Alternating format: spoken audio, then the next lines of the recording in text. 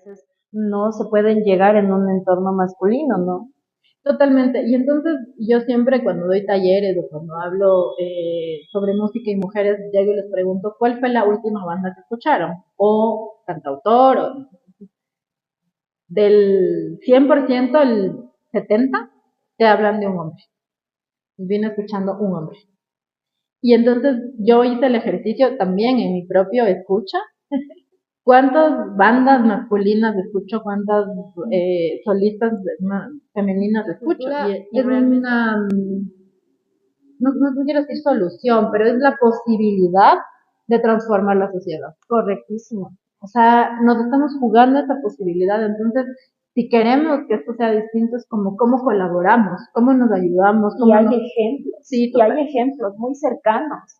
Colombia prácticamente es un ejemplo muy cercano, donde las poblaciones que tenían mucha violencia se aferraron al arte, a pintar las calles, a pintar las veredas, a hacer festivales, a habitar esos lugares para evitar la inseguridad. Agradecidos, ¿no? Yo digo, sí hay que ser agradecidos, pero también hay que entender que es un compromiso de quienes hacemos producción, de quienes tenemos y manejamos fondos públicos. O sea, ¿cuál es la relación el compromiso que tenemos con esta cosa que hablábamos, de transformar las sociedades, ¿no? Entonces creo que para mí es como ser responsable de los fondos públicos, pero también de esa responsabilidad de que la cultura y el arte transformen. Hola amigos, bienvenidos a nuestra nueva casa, Kitu Galería, donde van a encontrar un montón de artesanías y muchas obras para ustedes. Un lugar súper especial dedicado al arte y la cultura.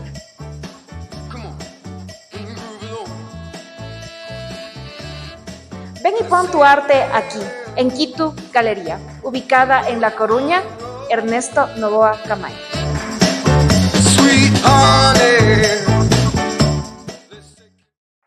Hola amigos, buenas noches. Estamos una vez más aquí en Kitu Galería con Tamices, la voz de las artes, un lugar creado para la difusión del arte y la cultura. Y el día de hoy estamos con una hermosa gestora cultural, comunicadora, feminista también, que es Vane Bonilla. Vane, bienvenida, ¿cómo estás? ¿Cómo te encuentras? Muy contenta de estar ahora en esta entrevista, gracias a la gente que nos está escuchando.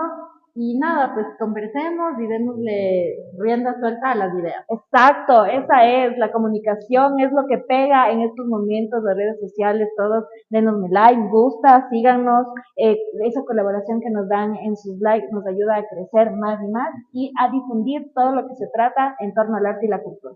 Mi Vane preciosa, cuéntame, ¿cómo te involucraste en el ámbito de la cultura y la comunicación? ¿Quién llegó primero? ¿La comunicación? De ahí me involucré con la cultura, de ahí el feminismo, siempre fui feminista. Y ¿cómo llega todo eso a tu vida? Cuando tenía como 15, 16 años más o menos, estaba escuchando la Metro Estación y en mi casa no cogía bien la señal, entonces como que saltó y saltó al 88.1, que es la radio que estaba junto, que se llamaba 88.1 La Exclusividad para la Inmensa Minoría. Y fue así como, ¿qué es esto? Y de repente sonaban bandas que me gustaban y otras que nunca había escuchado. Yo era muy fan del programa La Mayra Benalcázar en la Metro.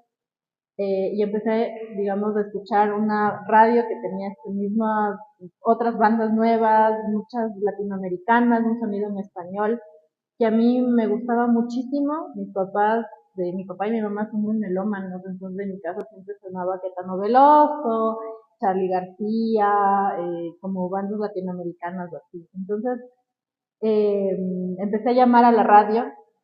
Sí, póngame la canción. Póngame la canción.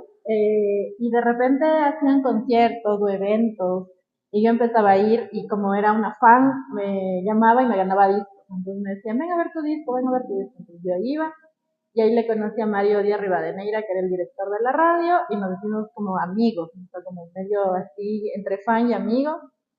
Y él me dice, oye, ¿por qué no haces radio? Y yo, pero ¿y eso qué es? Así como, ¿Y cómo se come?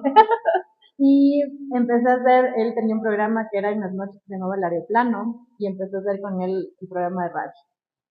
Y me encantó. A los 15. 16 más o menos. Porque fui fan entre los 15 y 17 más o menos y empecé a hacer radio.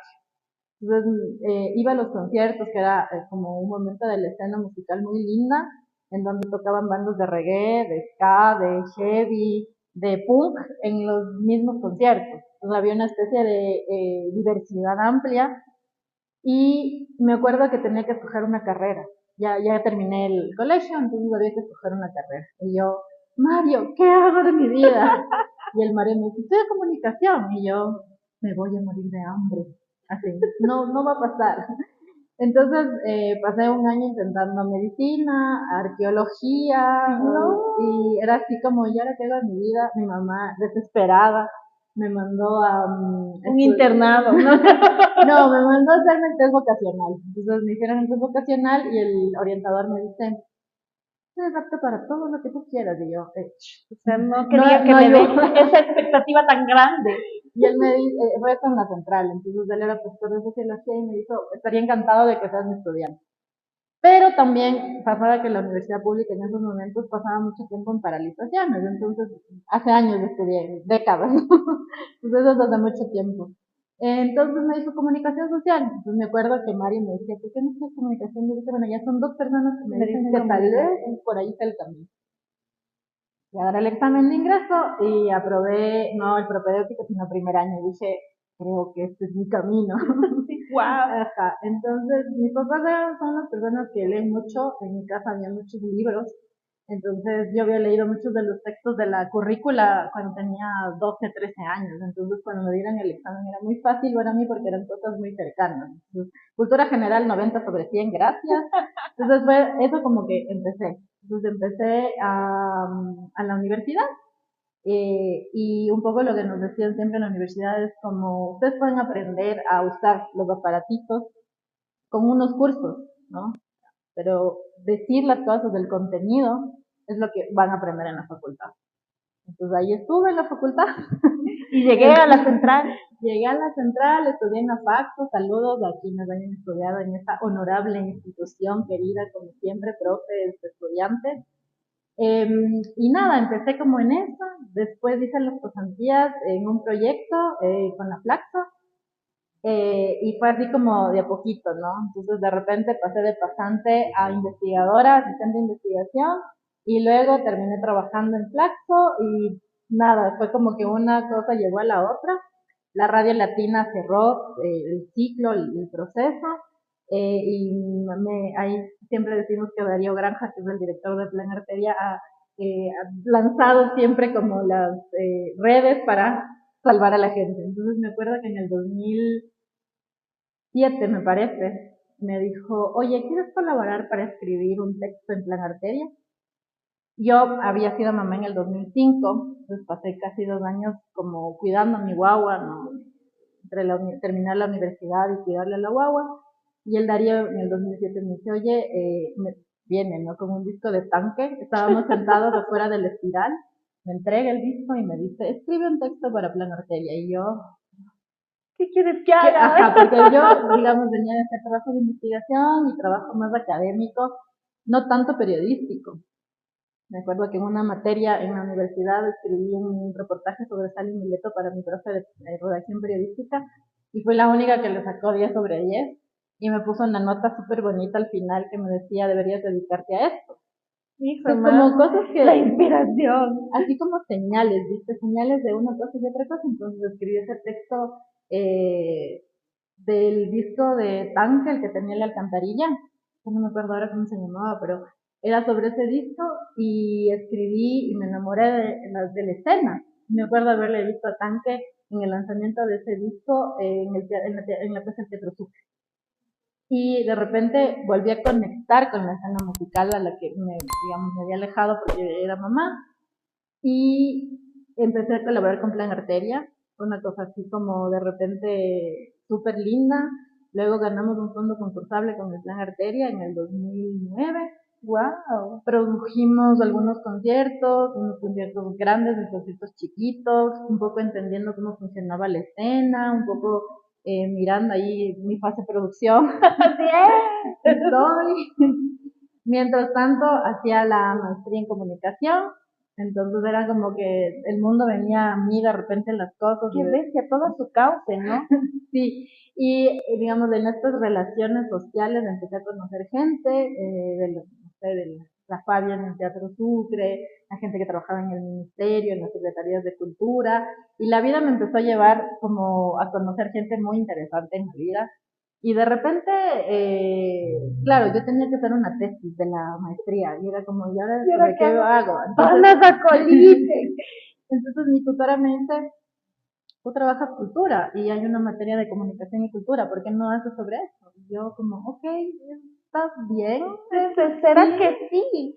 Entonces nada, me lancé una tesis súper teórica sobre la cultura, acabo de sacar un artículo de esa tesis de hace 10 años en el Ecuador Debate, o sea, no me había vuelto a leer esa tesis y de repente una amiga me dijo, oye, ¿por qué no publicas aquí en la revista? Entonces hice un texto que es como comunicación, hegemonía, enajenación de la cultura, una cosa súper densa. Entonces me leía y decía, oh Dios. Que para la revista digital público. No, este texto fue para la revista Ecuador Debate. Ah, ya. Ajá. Y claro, es una cosa como que de repente te encuentras con un tema y esa tesis es muy densa y ese artículo es denso. Si quieren leer, hace una Si quieren leer algo denso, ajá, vayan allá. una discusión sobre cultura, así que es como, pero yo me sigo leyendo y digo, Dios mío, ¿qué estaba pensando, señor? En mi cabeza, ¿cómo cabe? Entonces, después de eso, el mundo me vino. Entonces, viste, estaba trabajando comunicación, trabajaba en Plan Arteria, hacía producción, o sea, producción en eventos culturales, y era como muy de música. Entonces, de repente, como estas relaciones sociales se van llevando una cosa a la otra, y de repente Juanita es amiga de María, de Pedro, de José, y las cosas se van así como encauzando y se van relacionando, y pasa que yo creo que en un momento hay esta ola feminista en América Latina, y escuchamos el llamado, creo, así fue como, Te pegó. me pegó y dije, creo que es un camino que hay que recorrer. Pero ¿qué recuerdas de ese icónico que te haya pegado para Yo llegar a ese tenía camino? varias amigas que son feministas, y yo siempre tenía esta cosa de, el feminismo es hablar entre mujeres para mujeres y no dialogan con otros colectivos, con otros espacios, son muy endogámicas, ¿no? Entonces yo siempre tenía ¿no? Como, claro que no me apego. entonces pasa que en estas y las otras, ¿no? Mis amigas así como, vamos a una asamblea, vamos a dice dónde, vamos a la marcha, y yo, vamos a la marcha, y de repente me acuerdo haber estado en una marcha del 8M. Yo, digamos, yo tengo una desilusión permanente de los movimientos sociales. Siento que llegan a consolidar discursos, pero nunca terminan dándolo. Es una permanente ensayar, así como ponerle, acelerar, y estás en la cúspide y todo. Entonces, para mí era una desilusión permanente eso, y decía, no quiero vivirlo otra vez, no quiero estar en una organización, en un espacio político en donde doy todo, porque me pasa eso que yo soy como, hay que darlo todo, pues entrego todo, y de repente pasa que no sé, la gente se deja caer, deja caer los proyectos, ¿no? Y para mí era eso, como, y también porque era joven, entonces era muy utópica la idea de lo que quería, y con los años me doy cuenta que es difícil sostener los procesos, es difícil mantenerse estoicamente, y a veces uno tiene que ir y volver también, o sea, hay como la oportunidad y el chance de poder aprender de eso. Entonces creo que eso para mí el feminismo fue encontrarme con eso, o sea, que no era necesario darlo todo y lograr, no sé, la emancipación de todas las mujeres y las disidencias, no va a pasar. O sea, es una idea que queremos que pase, pero no va a pasar. Entonces, en ese caminar me encontré con mujeres increíbles, muy maravillosas, o sea, mujeres que han sido, por ejemplo, madres solteras y que les ha tocado jalar juntas a sus guaguas procesos de independización, mujeres sobrevivientes de violencia intrafamiliar, mujeres que han sido abusadas sexualmente y que estaban ahí en la calle pidiendo justicia. Entonces, esas voces de repente se multiplicaron y yo me sentía acompañada, ¿no? Nosotros tenemos una frase linda que es cada vez que hacíamos algo había compañeros ahí, entonces decía, mi barrio feminista me respalda. Entonces, Mi barrio, wow. entonces era súper lindo porque en ese momento pasaba que, no sé, alguna de nosotros tenía un evento académico, íbamos 20 al evento académico, había un espacio, había una conversatoria en un espacio público, íbamos todas. Entonces era El re lindo. acompañamiento, la Re sostenibilidad. lindo. O sea, yo agradezco ese proceso a las compañeras que estuvieron trabajando en esos momentos por la militancia y por procesos de, por ejemplo, la petición de no más feminicidios, de justicia, el tema de aborto libre, todas esas cosas. Yo creo que fue un proceso súper bonito, súper lindo y que a mí me permitió también empezarme a preguntar, ¿y dónde están las mujeres? Entonces, de repente fue como así, llegó, tenía una venda en mis ojos Y ¡tac! y Te se cayó arrancaron. y yo me empecé a preguntar dónde estaban las mujeres en la música. Claro, Entonces fue ya. así como, ¿y por qué todas nosotras hacemos un montón de procesos eh, de trabajo, ¿no? Como producir, hacer medios, ser padre, madre a la vez, y que ¿Dónde nunca nos está? reconozcan esto? Entonces yo decía, me preguntaba como, ¿qué onda con las mujeres? Con la producción musical, ¿por qué las mujeres, por qué no hay tantas mujeres, no? Entonces Artistas. de repente te pones a ver en los carteles y dices como, ¿por qué hay, o sea, en el 2025 los programadores aún siguen haciendo carteles con cero mujeres? O sea, no es que hay una, no es que hay dos, cero mujeres, pero ¿sabes qué? Todas las mujeres están en producción. O sea, si ustedes se ponen En la a ver en la organización. organización, en la producción del evento, garantizando que la gente tenga que comer, todas esas cosas que son mínimas se sostienen en el trabajo de las mujeres, pero las mujeres no están ni en los escenarios, Ni en la cartelera. ni tomando decisiones. O sea, si tú te pones a ver aquí, ¿cuántas mujeres organizan festivales en Quito? Poquísimo. O sea, yo conozco dos y una de esas ya no existe el festival, por ejemplo. Entonces yo me empecé a preguntar como, pero ¿por qué está, o sea, qué está pasando? ¿No? Entonces hice otra especialización. Y me puse a investigar Y por me qué puse a las mujeres investigar. no colaboran en esto. Y en eso escribí una tesina sobre los escenarios, la presencia de mujeres en los escenarios musicales de la música independiente, que también pueden revisar. Y pueden encontrar, ¿dónde? ¿Verdad? Para todos los que están Está, expectantes de estos documentos, de estas tesis, de estas tesinas, ¿dónde las podemos eso ubicar? está en Flaxo Andes, pueden revisar ahí, está esta tesina sobre las mujeres y la representación. Y mientras hacía esta investigación me encontré con otras colegas que se preguntaban lo Lo mismo. mismo. Ahí me encontré con la Isadora Ponce y la Isa Paredes, que igual hicimos un proyecto con fondos del IPSI. La Isa Ponce postuló este fondo para trabajar en un proyecto que se llama Disonancias, que lo pueden buscar ahí. Hicimos los perfiles de 10 mujeres, entonces está la Taki Amaru, por ejemplo, está la Berni, que es una productora de la UU de las Artes.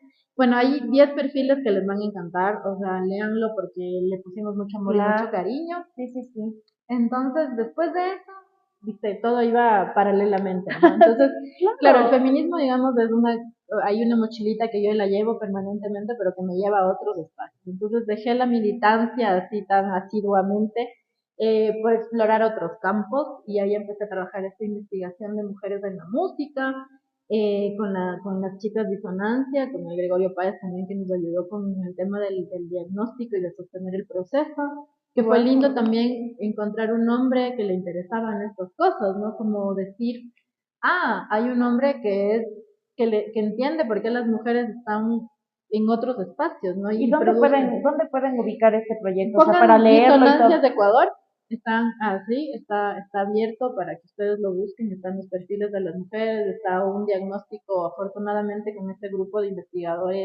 investigadoras, levantamos información de SAICE, del Ministerio de Cultura del RUAC, entonces hay algunas informaciones de universidades, de conservatorio también, entonces hay alguna información que se va cruzando. Este igual es un modelo de investigación porque lo hicimos solo en Quito, entonces es lindo que si hay alguien que nos ve y que está en otra provincia lo pueda tomar y decir, bueno, yo también quiero averiguar qué pasa ciudad. En mi provincia, claro, en mi ciudad. provincia, ¿por qué no hay mujeres que están tocando? Entonces, se hace un acercamiento súper lindo y para mí ha sido como un aliciente también que otras colegas hayan leído esta investigación, ¿no? Entonces se sentaban con nosotros y nos decían, esto que dicen es verdad.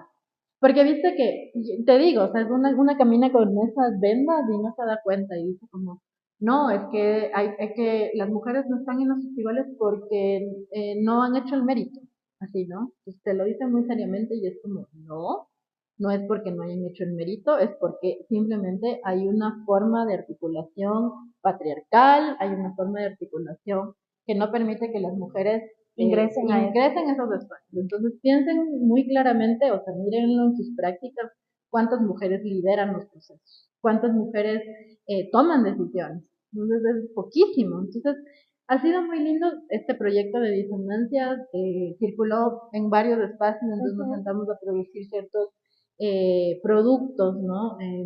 Y también discutir con las compañeras de cómo eran los procesos creativos. Entonces, a mí me pasaba mucho que yo decía, y pasa eso, que tú no te preguntas, pero de repente empiezas a ver mujeres en el escenario que le cantan a cosas que los hombres no les van a cantar, porque tenemos condiciones materiales diferentes y distintas, ¿no? Entonces, para mí siempre digamos, la clave del asunto es tener diversidad. O sea, no es que quiero festivales solo de mujeres, para mujeres, no. No, O sea, claro. de la apuesta nunca es de esa. Abierto a todo público, que puedan ver las expresiones artísticas no solamente del entorno masculino, sino también del entorno femenino, y tocar esos temas que a veces no se pueden llegar en un entorno masculino, ¿no? Totalmente. Y entonces yo siempre cuando doy talleres o cuando hablo sobre música y mujeres, llego y les pregunto, ¿cuál fue la última banda que escucharon? O cantautor, o del 100%, el 70% te hablan de un hombre. Viene escuchando un hombre. Y entonces yo hice el ejercicio también en mi propio escucha. ¿Cuántas bandas masculinas escucho? ¿Cuántas solistas femeninas escucho? Y realmente es poco. Entonces yo dije, me estoy perdiendo una parte importante de la música. Empecé a buscar y empecé de repente a descubrir un montón de colectivos y colectivas en Chile, en Argentina, en México, ¿no? Que estaban trabajando sobre procesos, sobre la presencia de mujeres. Y eso fue súper lindo, o sea, realmente era como, ay, la preocupación que yo tengo también la tienen otros países y otras regiones, wow. Entonces de repente me encontré, no sé, una entrevista lindísima que la pueden buscar, que es increíble, que es de Barbie Recanati y Marielina Bertoldi, que le entrevista a Romina Sanelato, y es una entrevista donde hablan sobre las mujeres y la presencia de mujeres. Y es muy divertida, así como que Barbie Recanati y la Marina Bertoldi tienen una capacidad de hacer chistes, ¿no? Entonces, ahí la Barbie dice, si todas las bandas sonaran como Pink Floyd, todo bien, no me importa que haya carteles de todas esas bandas. Pero no, pero suenan horrible. Entonces, si suenan horrible, denle chance también a las bandas de mujeres que además, o sea, si ya en Ecuador hay poquísimas bandas que pueden probar en escenarios grandes, pues imagínense las mujeres. O sea, si te pones a ver, por ejemplo, ¿cuántas bandas de lesbianas o diversidad de sexo genéricas hay? Aquí no se ha escuchado, o tal vez o sea, hay algunas pero no que tienen son esa muy de difusión. gueto. O sea, son muy de gueto y no están en grandes festivales. Y también, si yo les pongo, o sea, me pasó, por ejemplo, ahora cuando fui jurado ahora de las audiciones del Quito Fest, nos pasaba que de repente teníamos unas bandas super junior que se pararon al frente, nerviosísimos y nerviosísimas, pero se pararon enfrente y tuvieron el chance de probar cómo se suena en un festival grande. Entonces, para mí, eso ya es ganancia. Y me acuerdo las palabras de esta banda Cedro, que eran unos chicos de Loja que vinieron. O sea, se les quebraba la voz de la emoción de haber llegado a las audiciones. Entonces, yo digo, no, o sea, no puede ser ese el único proceso. Y no hablamos solamente de bandas de mujeres, hablamos de bandas pequeñas que no han tenido el chance. O sea, me acuerdo que estábamos en un conversatorio en la música de la City y que me acuerdo que un músico se levantó porque yo les dije en la charla que tuvimos que hay muchas veces, hay muchos ismos en las músicas, ¿no? Si eres mamá, si eres mayor, digamos, hay edadismos, hay misoginia, hay machismo, todas estas cosas. Y entonces se para y hace una pregunta y dice, yo me encuentro en eso que tú dices del edadismo porque yo tengo, o sea, tengo una nueva banda, pero vengo, o sea, trabajado en música desde los 15 años, ya tenía 50.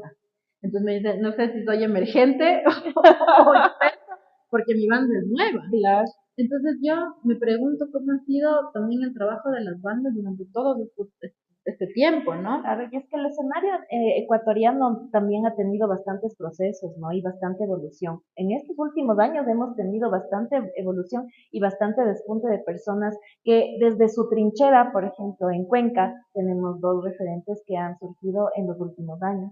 Tenemos también Machaca, el último, o sea, si es que me pongo a hablar de las personas que últimamente han despuntado y han salido a eventos internacionales después de haberse presentado en festivales nacionales como artistas emergentes.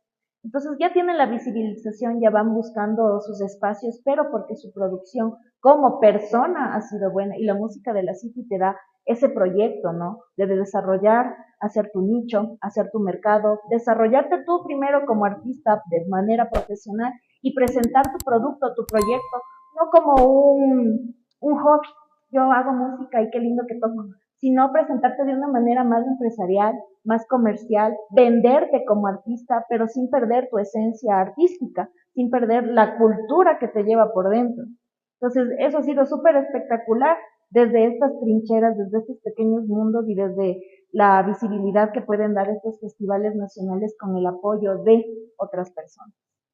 Sí, yo creo que es súper importante. Me acuerdo en la inauguración de ahora del MITI que la Liz Astudillo y el Cristian Pino hablaban de cómo hacer industria, cómo crear industria, ¿no? Entonces, yo siempre me cuestiono el tema de las industrias culturales porque digo, las industrias culturales homogeneizan los contenidos, hacen que todos suenen de la misma forma, buscan que estandarizar los contenidos. Entonces, pero también entendemos que vivimos en el capitalismo. Entonces, creo que hay que encontrar las formas en las que podemos entrar a esos mercados, pero de unas formas distintas, ¿no? Como más justas.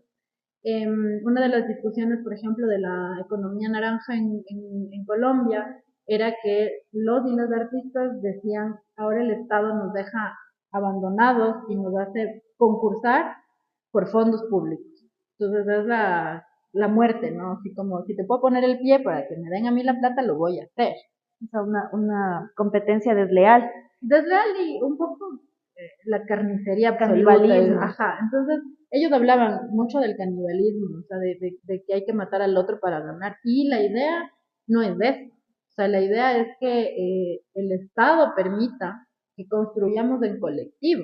O sea, ¿cómo hacemos para caminar juntos y juntos? Entonces, yo creo que este año el MICI, por ejemplo, se planteó hacer una etapa previa de formación que se llamó Saberes y luego abrir el mercado cultural y en ese mercado, ahí sí, en unas condiciones mucho mejores, poder ir a hablar, por ejemplo, con los compradores, las compradoras y poder tener unas condiciones mucho más equitativas. Entonces yo creo que eso para mí es, o sea, súper vital poder encontrar la colaboración, el cooperativismo, lo colectivo en cualquier instancia. Y yo creo que hay procesos así como anteriores en donde nos hemos encontrado con gente que busca eso, o sea, como cómo hacemos para juntos y juntas armar cosas. O sea, para mí la cultura es una, no quiero decir solución, pero es la posibilidad de transformar la sociedad. Correctísimo. O sea, nos estamos jugando esa posibilidad, entonces si queremos que esto sea distinto es como cómo colaboramos, cómo nos ayudamos. Y hay ejemplos, sí, y hay ejemplos muy cercanos. Colombia prácticamente es un ejemplo muy cercano donde las poblaciones que tenían mucha violencia se aferraron al arte, a pintar las calles, a pintar las veredas, a hacer festivales, a habitar esos lugares para evitar la inseguridad. Ya las personas que trabajaban, las personas que trabajaban trabajos sexuales, los que probaban drogas, estupefacientes y todo lo demás, ya no habitaban esos lugares porque ya estaba poblado, ya había gente que salía en las noches a trabajar sus locales, a ver los monumentos renovados, pintados, y todo eso por el arte y la cultura, que ha causado que esa parte de violencia desaparezca un poco de estos barrios marginales donde se encontraban. Y podemos hacerlo aquí también, porque la cultura lo que hace es transformar este tipo de violencia en no tan grave, ¿no? La situación, poder salir adelante, trabajar, por ejemplo, el barrio de la Mariscal, cómo está trabajando actualmente en esta zona donde se ha convertido un poquito insegura y se ha cerrado muchos locales comerciales, pero que potencialmente van trabajando, van haciendo obras, van haciendo, pero sosteniblemente, ¿no? Por ellos y artistamente y comunitariamente.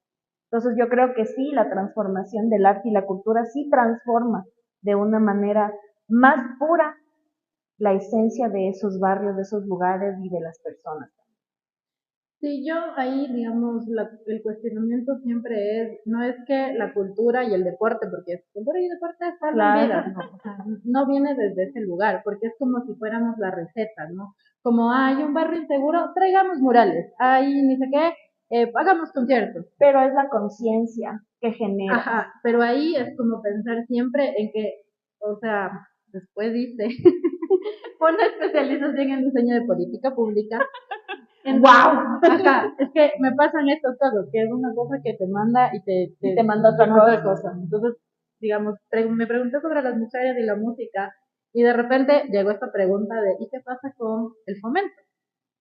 Ahí escribí esa tesis sobre el fomento, que tiene mucha vinculación con esto que hablábamos, ¿no? Cómo la cultura se transforma sociedad y transforma mediante el Estado, ¿no? O sea, yo entiendo que la gente busca siempre ser independiente y autónoma y estoy absolutamente de acuerdo, creo que los procesos independientes y autónomos tienen que ser sostenidos, entonces yo siempre me acuerdo que el Favara hizo un encuentro sobre el tema de cómo mejorar en la ciudad la cultura. Entonces había un tema en el que todo el mundo se quejaba de los permisos. Nos estaban preguntando sobre los permisos, ¿qué hacemos para que sea fácil sacar? No nos tengan que pedir 300 cosas, tú ya tienes el concierto y de repente te cae la intendencia y te dice permiso. Porque te falta un papel. Y te falta un papel. Y te cierran el evento y de repente tú perdiste plata, las bandas no se pudieron presentar, la gente te odia porque dice me robaste y tú sumas como, pero la intendencia me vino a pedir un papel que no sabía que tenía que pedir. Entonces, para mí, por ejemplo, ahí es la presencia del Estado, ¿no? Del Estado como garantista de derechos y de la posibilidad de que tú como ente autónomo e independiente puedas hacer estos conciertos. A la vez me parece que el Estado también tiene que garantizar accesos. Entonces, cuando alguien te dice, a mí no me parece que debe haber festivales públicos y gratuitos. Y es como, señor, usted tiene dinero y puede pagarse el concierto de Shakira que fue anteayer, pero hay gente que no va a poder pagarse ese concierto, no va a poder ver a Shakira, no va a poder ver grandes conciertos, pero sí va a poder ver estos conciertos que son gratuitos, en donde entran 50,000 personas, o 30,000 personas, o 500 personas. No importa, la posibilidad de que la gente pueda acceder a estos espacios es lo que el Estado tiene que garantizar y cómo hacer para que esto funcione, ¿no? Claro. Entonces, otra, por ejemplo, de las propuestas que yo hacía en esta tesina es los medios de verificación. ¿Por qué pasa que en la cultura te dicen, si no metiste 50,000 personas, ya no te doy la plata? Wow. Entonces, los Te promotores, condicionan. claro, los promotores y los productores lo que hacen es traer a la vieja confiable, porque necesitas justificar ese valor por 500,000, 50,000, 20,000 personas.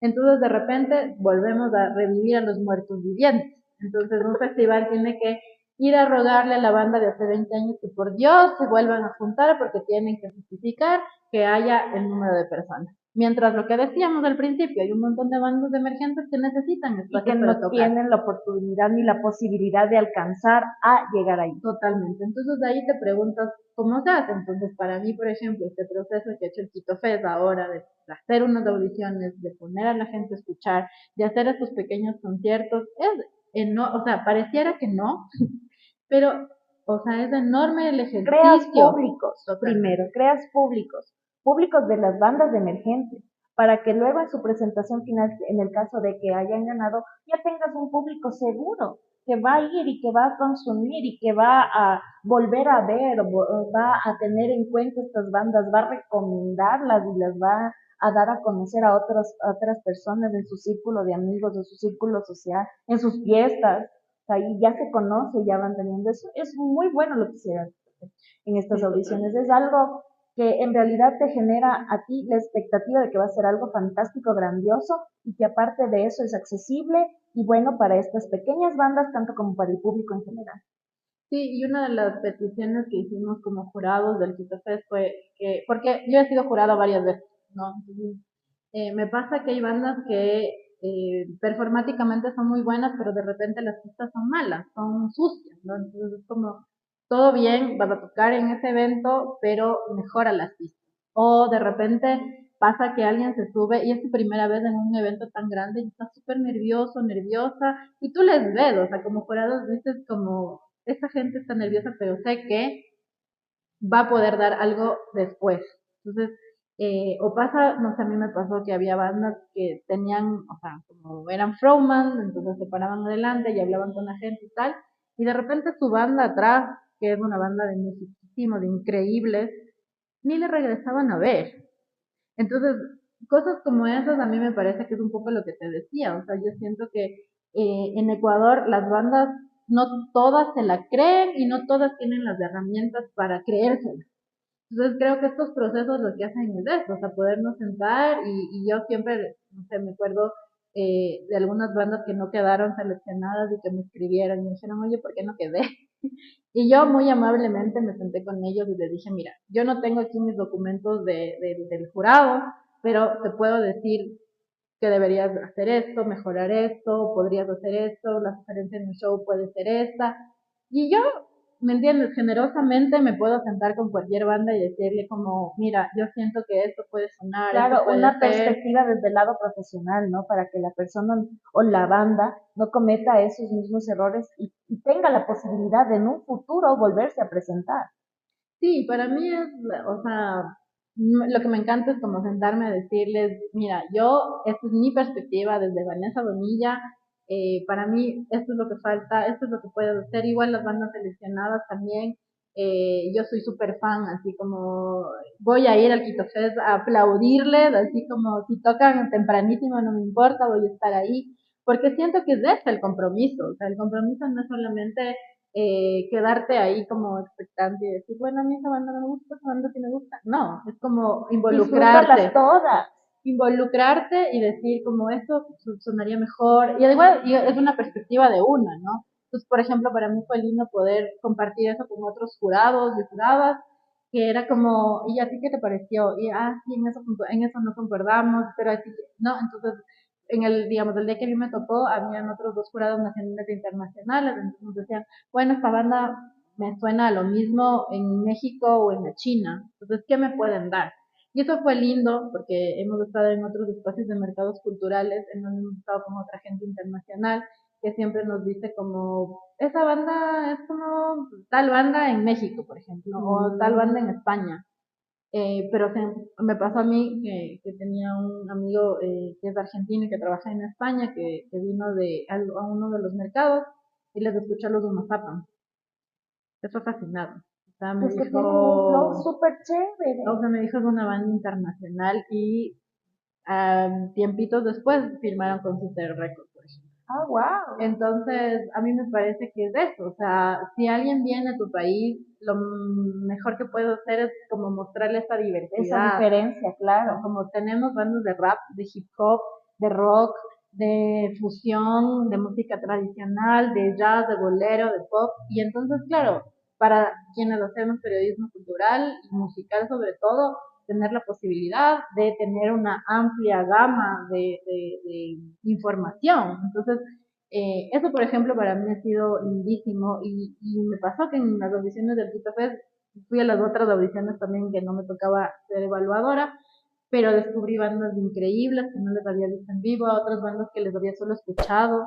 Entonces fue una experiencia riquísima poder experimentar que estas bandas chiquitas, unas ya más experimentadas, pero habían bandas pequeñas que pudieron como Tener el poner, salto. ¿no? Como poner toda la carne al asador y mostrar de lo que están hechos. Y fue una experiencia lindísima y todos al final como súper nerviosos y súper emocionados y agradecidos, ¿no? Y yo digo, sí hay que ser agradecidos, pero también hay que entender que es un compromiso de quienes hacemos producción, de quienes tenemos y manejamos fondos públicos. O sea, ¿cuál es la relación el compromiso que tenemos con esa cosa que hablábamos, de transformar las sociedades, ¿no? Entonces creo que para mí es como ser responsable de los fondos públicos, pero también de esa responsabilidad de que la cultura y el arte transformen. Qué chévere. Oye, qué chévere poderte escuchar, saber más, involucrarnos más, no solamente en el ámbito cultural de haciéndolo una cosa bellísima, hermosísima en nuestro patrimonio y todo lo demás, sino desde la parte de la investigación, de lo teórico, de lo profesional, de darle un salto más limpio, más fresco, desde otro punto de vista, no solamente con el populismo y que hay, somos super fans y todo lo demás, sino darles la oportunidad a estas otras pequeñas personas que también tienen algo que entregar, algo que aportar y algo que darnos como consumidores de música que somos, ¿no? Porque siempre he pensado yo que tenemos que escuchar primero nuestra música para después tener crítica de la música internacional. Ser fan de nuestros artistas antes que podemos degustar también de la música internacional, pero ser fan de nuestros propios artistas. Y es lo que tenemos que hacer todos, inyectarnos esa vena de encantarnos de nuestros artistas nacionales y disfrutar de su música y saber quiénes son, de dónde vienen y por qué lo hicieron.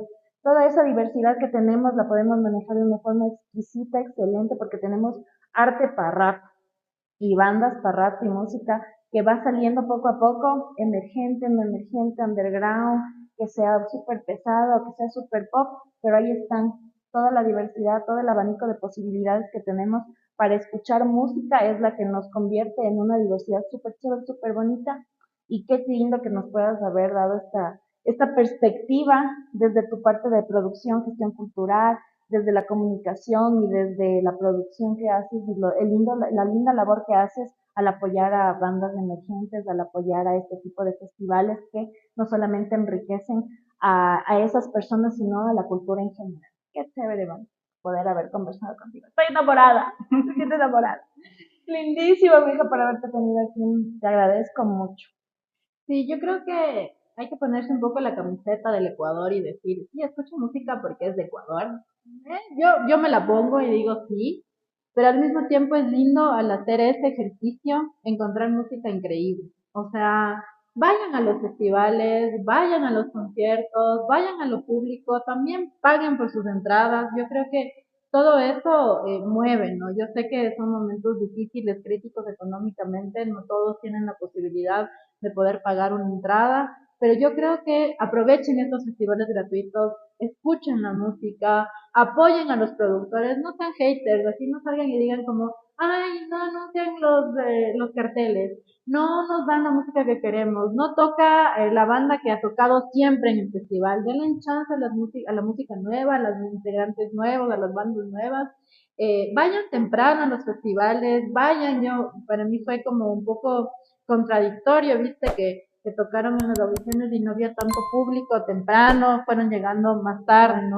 Entonces yo digo, apuesten también por ir temprano, vayan a los festivales, hagan su fila, consuman lo que venden, hay varios festivales que tienen estas ferias chiquitas. Economía circular, ¿no? Totalmente, o sea, apoyen, compren el merch de las bandas, escúchenos en Spotify, eso a nadie, bueno, en cualquier plataforma que tengan, ¿no? Consuman, o sea, para mí es súper loco que, por ejemplo, hay bandas que tocan, no sé, en el Tiny Desk o que tocan, no sé, en alguna producción internacional y no sabes la cantidad de gente de los propios países que son como, qué lindo Argentina, qué lindo Chile, y aquí es como, ay, esa banda horrible. O sea, es una cosa la verdad, es como, o sea, no importa que no les guste, aunque sea como país, deberíamos estar apoyar juntas. O sea, a mí hay proyectos internacionales que no me gustan del todo, ¿viste? Así como, ya. Pero si hay que estar y hay que ir, hay que hacerlo. O sea, por ejemplo, me acuerdo, y es una anécdota súper linda, fuimos al concierto del Stereo Picnic hace 2 años, me parece, 3 años, y tocó Mugre Sur. Y entonces nosotros como, hay que llegar. Bueno, fue una cosa eterna, fue la primera banda que tocó en el primer día del Stereo Picnic, no llegamos completos, pero llegamos a las 3 o 4 últimas canciones.